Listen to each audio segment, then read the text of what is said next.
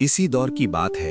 एक हरे भरे पहाड़ों से घिरे वादी में बसा एक गांव था, जहां बादल झुककर चोटियों को छूते थे और बहते झरनों की आवाज से पूरी घाटी सांस लेती थी। उसी गांव में एक गरीब लकड़ी काटने वाला रहता था। न उसका नाम किसी सौदागर ने सुना था, न किसी रईस का कदम उसकी देहरी तक पहुंचा था। इस दुनिया में उसका कोई अपना नहीं था, सिवाय एक पुरानी कुल्हाड़ी और मिट्टी से बनी एक छोटी सी कुटिया के।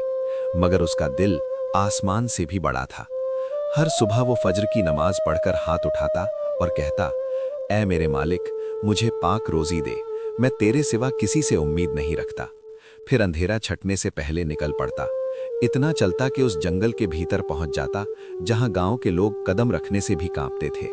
उस जंगल को लोग कहते थे भूला हुआ बन। कहा जाता था जो वहां गया वापस नहीं लौटा। लेकिन वो लकड़हारा उस जंगल की हर पगडंडी, हर पेड़, हर झाड़ी को ऐसे जानता था जैसे अपनी हथेली की लकीरें। वो सिर्फ उतनी ही लकड़ी काटता जितनी उसकी जरूरत होती। दोपहर से पहले गांव लौट आता, छोटी सी हाट में बेच देता और उतने सिक्के ले लेता जिनसे बाजरे की रोटी और थोड़ी सब्जी आ जाए। फिर इबादत करता और चैन से सो जाता।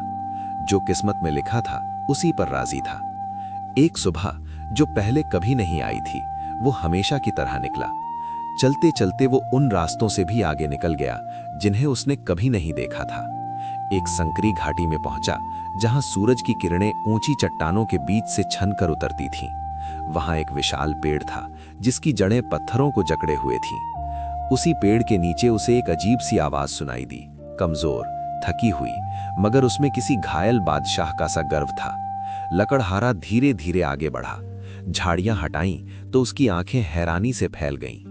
वो नूर चिड़ा था, ऐसा नूर चिड़ा जिसे उसने न कभी देखा था न सुना था।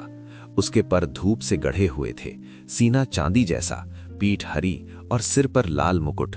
मगर उसकी बाईं पंख टूटी हुई थी, खून टपक रहा था। लकड़हारा पास आया तो नूर चिड़े ने कांपते हुए आंखें खोलीं और साफ इंसानी जबान में बोला, ए इंसान, पास आओ और मेरी मदद करो। एक अंधे शिकारी का तीर मुझे लगा है। अगर तू ऐसा काम करना चाहता है जो दुनिया और आखिरत दोनों में काम आए, तो मुझे सुरक्षित जगह ले चल। डर मत, मैं मामूली परिंदा नहीं हूं। लकड़हारा सुन्न रह गया। उसे लगा शायद वो बुखार में है या किसी भ्रम में, मगर खून, दर्द और सच उसकी आंखों के सामने था। उसने बिना देर किए अपनी चादर उतारी, नूर चिड़े को उसमें बड़े प्यार से लपेटा, जैसे मां अपने बच्चे को सीने से लगाती है, और दौड़ पड़ा। कांटों और पत्थरों के बीच से गुजरता हुआ, पसीने में भीगा, बस एक ही डर था, कहीं ये परिंदा रास्ते में ही न मर जाए। वो अपनी झोंपड़ी पहुंचा, नूर चिड़े को अपने बिस्तर पर लिटाया, आग जलाई, झरने से पानी लाया, जड़ी बूटियां उबाली जो उसकी मां ने सिखाई थीं, साफ कपड़े का टुकड़ा फाड़कर पंख बांधी, जंगली शहद की बूंदें पिलाई, ईद के लिए बचा गुलाब जल पास रख दिया। सारा दिन वो वहीं बैठा रहा, सांसें गिनता रहा, हर घड़ी दुआ करता, ऐ पालनहार, तू ही शिफा देने वाला है, मैंने इसे तेरी रजा के लिए उठाया है। पहली रात बीती, दूसरी, तीसरी, नूर चिड़ा जिंदा था, मगर आंखें बंद थीं। 7वें दिन जब दीवार की दरार से सुबह की पहली रोशनी अंदर आई, उसने अचानक आंखें खोल दी। वो देर तक लकड़हारे को देखता रहा, फिर बोला, तूने मुझे जिंदगी दी, मैं भूलता नहीं। मैं उस नूर चिड़े की नस्ल से हूं जो कभी दाऊद के बेटे सुलेमान अलैहिस्सलाम की सेवा में था। अगर तेरे दिल में लालच होता तो आज मैं पिंजरे में होता, मगर तूने रहम चुना, रहम का बदला जरूर मिलता है। फिर बोला, आज रात मुझे चांदनी में रखना, अगर सुबह तक जिंदा रहा तो तुझे एक राज दूंगा।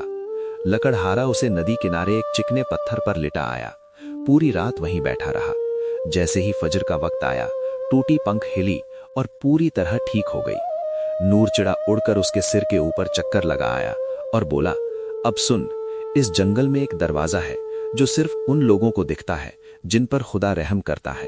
उसके पीछे दौलत की दुनिया है, मगर बिना राज के कोई वहां गया तो अंधेरे में खो जाएगा। उसने 3 अजीब शब्द उसके कान में कहे, अंधेरे में उजाला, दिल जो लालच से खाली, एक कदम पीछे। फिर वो उड़ गया, हमेशा के लिए। लकड़हारा देर तक खड़ा रहा, मगर जमीन पर सूखा खून और बिस्तर पर पड़ा सुनहरा पर गवाही दे रहे थे कि सब सच था। उसके दिल में आग जली, लालच की नहीं, हैरत की। अगली सुबह उसने कुल्हाड़ी, सूखी रोटी और पानी लिया और चल पड़ा। या तो वो राज पाएगा या सवाल से हमेशा के लिए छुटकारा।